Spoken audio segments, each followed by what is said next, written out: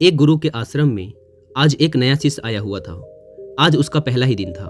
दोपहर होने वाली थी, तभी उसे घंटी के बजने की आवाज़ सुनाई पड़ी। घंटी की आवाज़ सुनते ही आश्रम के सारे छात्र अपना अपना काम छोड़कर बड़ी ही शांति से एक लाइन में लगकर खड़े हो गए। तभी अंदर से कुछ छात्र दो बड़े बड़े बर्तनों में भोजन लेकर आए और बगल में पेड़ के पत्तों से बनी थालियों का एक बंडल रख दिया। छात्र एक एक कर जाते और थाली में भोजन लेते।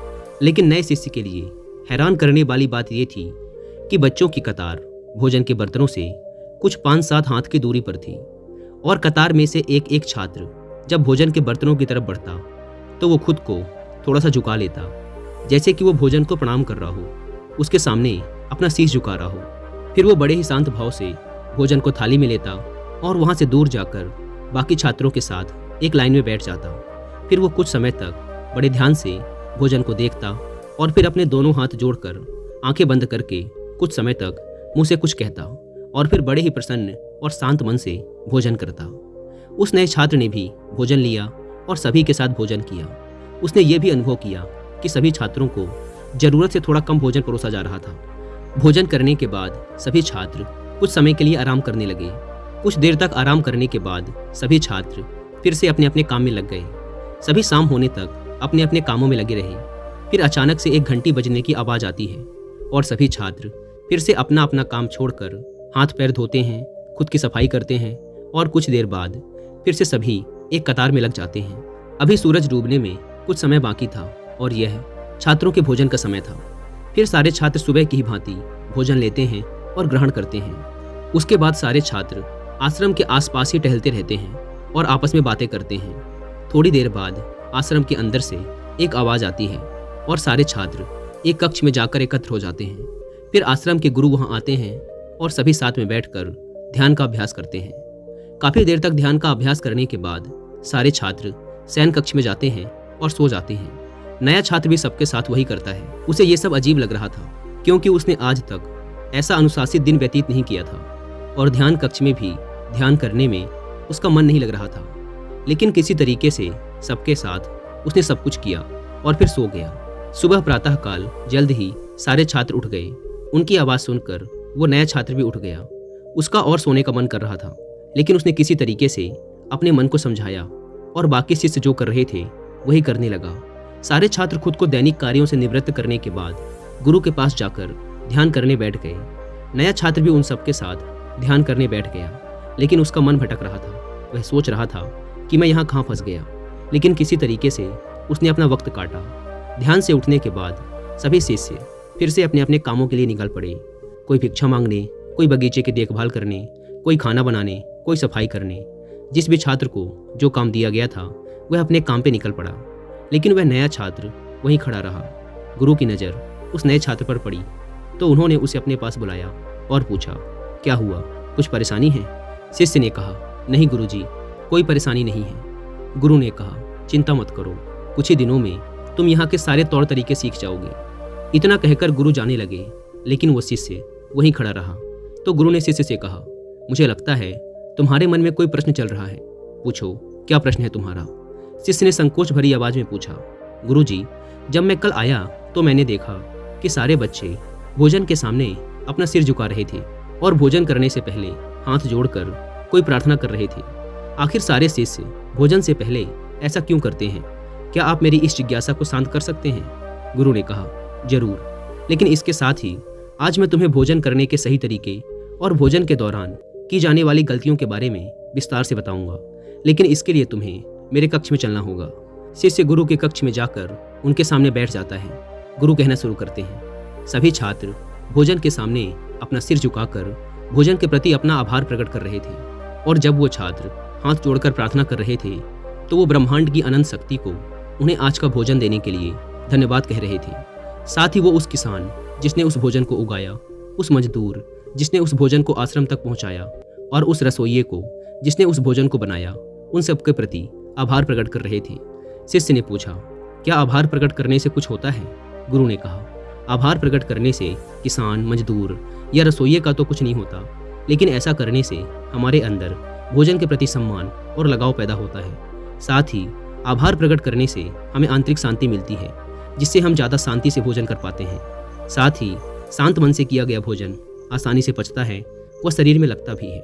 गुरु ने आगे कहा, थाली में रखा भोजन जिसे हम ग्रहण करने वाले हैं वो कुछ ही समय बाद हमारे शरीर का एक हिस्सा बन जाएगा। इसलिए हमें उस भोजन को किसी बाहरी पदार्थ के रूप में नहीं बल्कि अपने शरीर के एक हिस्से के रूप में देखना चाहिए। और यही कारण है कि भोजन ग्रहण करने के पहले सारे छात्र उस भोजन को बड़े ही स्नेह की दृष्टि से देखते हैं। दोस्तों, यहाँ मैं आपको एक बुक रिकमेंड करूंगा जिसका नाम है जेन माइंड बिगनर्स माइंड। इस बुक को फेमस जेन मास्टर सुंदरियो सुजुकी ने लिखा है। इस बुक में आपको बहुत सी चीज़ें सीखने को मिलेंगी, जैसे कि right posture of sitting and walking, right way of breathing, mind control, right attitude, mindfulness and many more. अगर आप चाहें तो इस बुक की हिंदी में समरी भी सुन सकते हैं कुकू एफएम ऐप पर। कुकू एफएम इंडिया का सबसे बड़ा ऑडियो बुक प्लेटफॉर्म है, जिसे डाउनलोड करके आप बहुत से कोर्सेस और हजारों ऑडियो बुक्स को सुन सकते हैं, वो भी अपनी मनपसंद लैंग्वेज में। अभी इसकी एनुअल मेंबरशिप के साथ चल रहा है 50% का डिस्काउंट, यानी कि 399 की बजाय देने होंगे सिर्फ 199 रुपीज़ अगर आप यूज़ करते हैं कूपन कोड WI50। लेकिन जल्दी करें क्योंकि यह ऑफर सिर्फ पहले 250 यूजर्स को ही मिल पाता है। इस ऐप की लिंक भी आपको डिस्क्रिप्शन एंड फर्स्ट कमेंट पर मिल जाएगी। गुरु ने शिष्य की तरफ देखकर कहा, अब हम बात करेंगे भोजन करने के सही तरीकों के बारे में। शिष्य ने हाँ में सिर हिला दिया। गुरु ने कहना शुरू किया, दिन में सिर्फ 2 बार ही भोजन करो। भोजन को पचाने के लिए हमारे शरीर की ऊर्जा का एक बहुत बड़ा हिस्सा खर्च होता है। अगर हम पूरे दिन हर कुछ समय बाद खाते ही रहते हैं तो हमारा शरीर भोजन को पचाने में ही व्यस्त रहेगा। हम हर समय भारीपन और आलस्य महसूस करेंगे। साथ ही हमें हर समय ऊर्जा की कमी महसूस होती रहेगी, जिससे हम किसी भी काम में अपना सर्वश्रेष्ठ नहीं दे पाएंगे। एक बात याद रखो, जिस भोजन से तुम्हारे शरीर को आलस्य और भारीपन महसूस हो, इसका मतलब है कि वो भोजन तुम्हारे शरीर को स्वीकार्य नहीं है। तुम्हारा शरीर ऐसे भोजन के लिए मना कर रहा है, इसलिए तुम्हें ऐसा भोजन नहीं करना चाहिए। गुरु ने कहा, दूसरी बात, जब भोजन तुम्हारे सामने हो तो उसे हमेशा अपने हाथों से छूकर ही खाओ। उसे किसी चम्मच या किसी अन्य वस्तु से ना खाएं। जब हम भोजन को अपने हाथों से छूते हैं तो हमारे मस्तिष्क को पता चलता है कि भोजन आने वाला है, जिससे मस्तिष्क हमारे मुंह, पेट और आंत से निकलने वाले रसों को पहले ही संदेश भेज देता है कि भोजन आने वाला है, जिससे हमारे अंदर का काम आसान हो जाता है। इसलिए हमेशा अपने हाथों से ही भोजन करो। तीसरी बात, हमेशा कृतज्ञ भाव के साथ भोजन करें। जब भी भोजन करें तो उस भोजन के लिए इस ब्रह्मांड की अनंत शक्ति का धन्यवाद करें। साथ ही उन लोगों का भी मन में आभार व्यक्त करें जिनकी मेहनत की वजह से ये भोजन तुम्हें मिल पा रहा है। ऐसा करने से तुम भोजन करते समय ज़्यादा शांत और खुश रहोगे। चौथी बात, भोजन करने के लिए हमेशा पलथी मारकर बैठो। जब हम जमीन में बैठकर खाते हैं तो इससे हमारा मन ज़्यादा शांत रहता है, जिससे हम ज़रूरत से अधिक खाने से भी बचते हैं। साथ ही जब हम पलथी मारकर खाना खाते हैं तो हमें बार बार आगे झुकना होता है और फिर सीधा होना पड़ता है, जिससे हमारे आहार नाल से भोजन आसानी से गुजरता है। साथ ही पूरे परिवार के साथ जमीन में बैठकर भोजन करने से परिवार के सदस्यों के बीच आपसी प्रेम ही बढ़ता है। पांचवी बात, सुबह ज़्यादा, दोपहर में कम और रात में सबसे कम भोजन करें। सूरज उगने के 2.5 घंटे बाद तक हम जो कुछ भी खाते हैं वो हमारे शरीर के द्वारा आसानी से पचा लिया जाता है। वह शरीर में सबसे ज़्यादा अवशोषित भी होता है। जैसे जैसे दिन ढलता है हमारे शरीर के द्वारा भोजन को पचाने की क्षमता कम होती चली जाती है।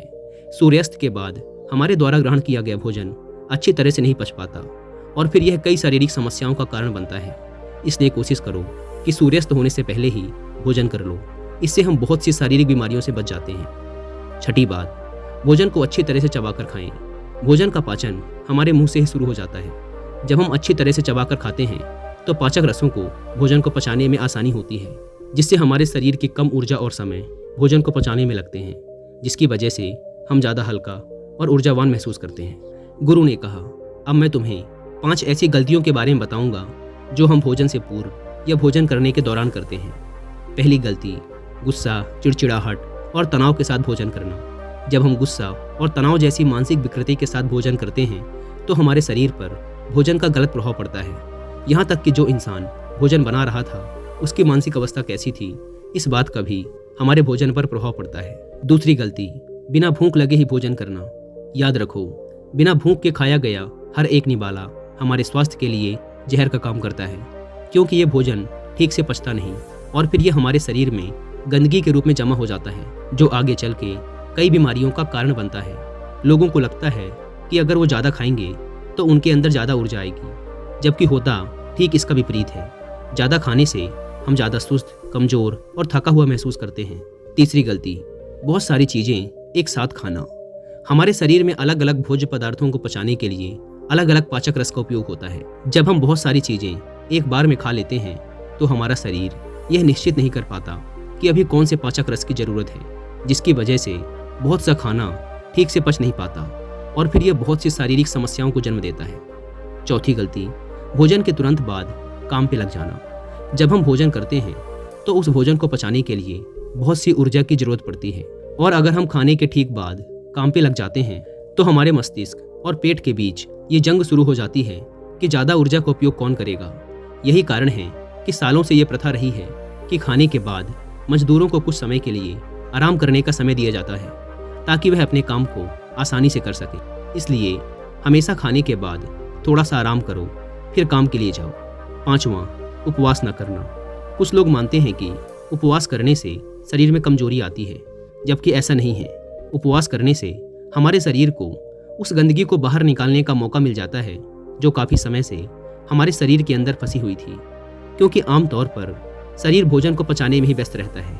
इसलिए उपवास हमारे आंतरिक अंगों को एक विश्राम देने जैसा है। जब वो अंग खुद की मरम्मत कर पाते हैं और शरीर से उस गंदगी को बाहर निकाल पाते हैं जो अंदर पड़ी पड़ी सड़ रही होती है। इसलिए महीने में कम से कम 2 बार उपवास जरूर रखें। इसके बाद अपनी बात समाप्त करते हुए गुरु ने शिष्य के सर पे हाथ रखा और कहा, बेटे, मुझे लगता है कि अब तुम्हें सब समझ आ चुका है, इसलिए तुम जाओ और आश्रम के दूसरे बच्चों के काम में उनका हाथ बटाओ, और अगर तुम्हें कोई समस्या हो या मन में कोई प्रश्न हो तो तुम मेरे पास आ सकते हो। शिष्य ने गुरु को प्रणाम किया और वहाँ से चला गया।